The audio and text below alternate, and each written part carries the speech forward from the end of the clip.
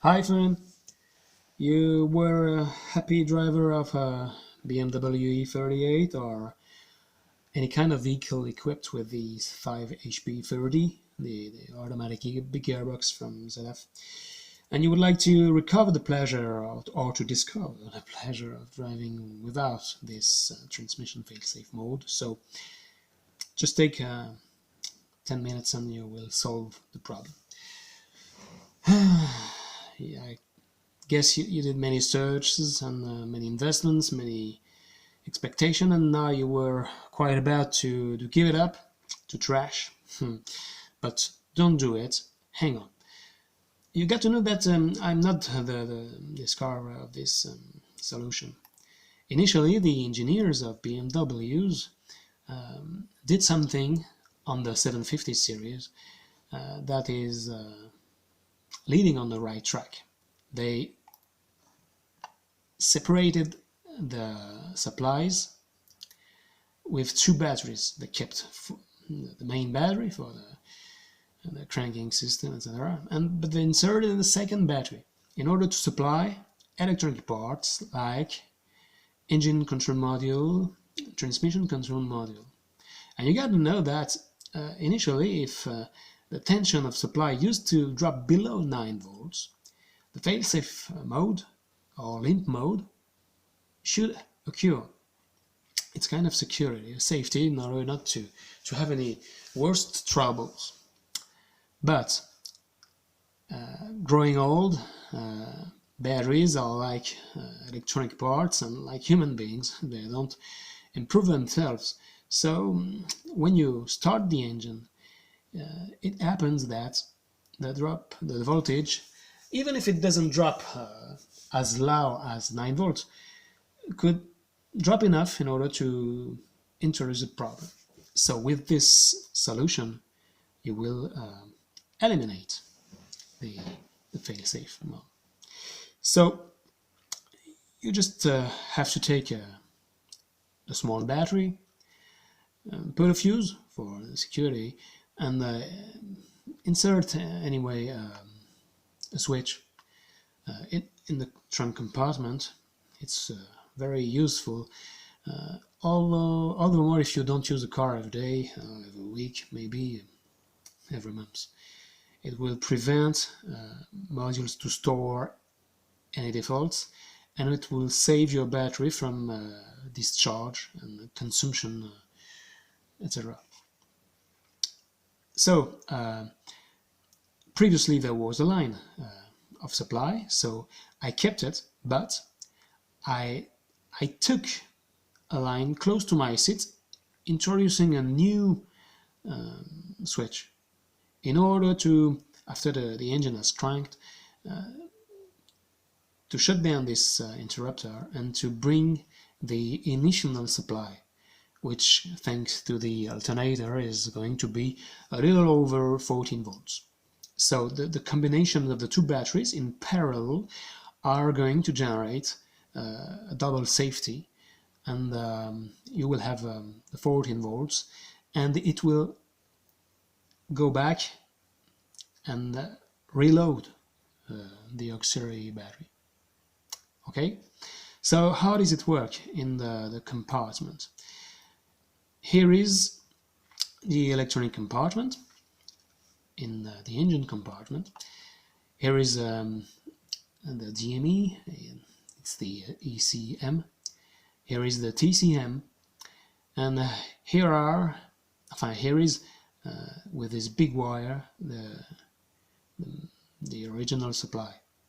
What I did was to isolate their individual supply and combine them in this domino, and I broke from the trunk this line here with this mess ground. You got to introduce a serious and ground to it. Okay, so both TCM and ECM are linked here thanks to this wire. Okay, this other wire is going beside my seat to the switch number 2.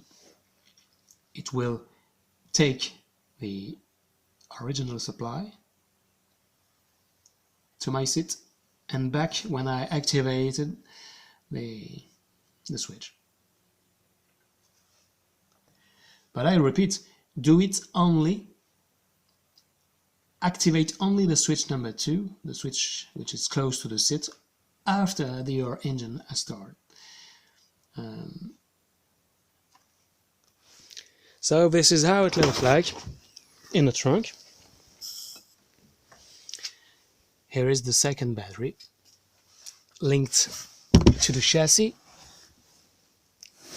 and here is the interrupter and the protection with the fuse. So before you start, of course, you get the obligation to switch it on. Okay, and then you got the display here on the voltmeter.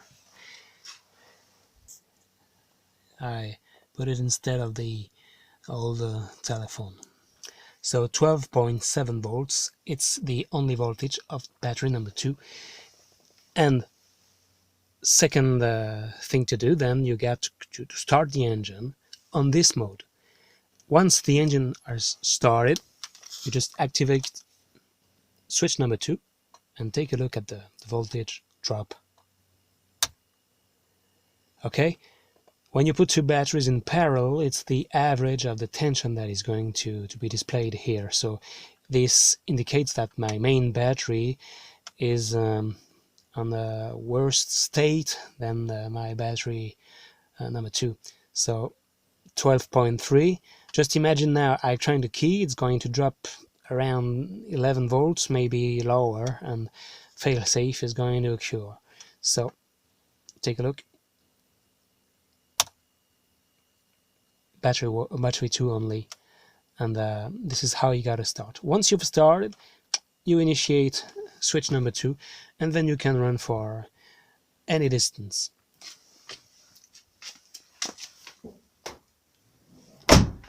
How about the wire?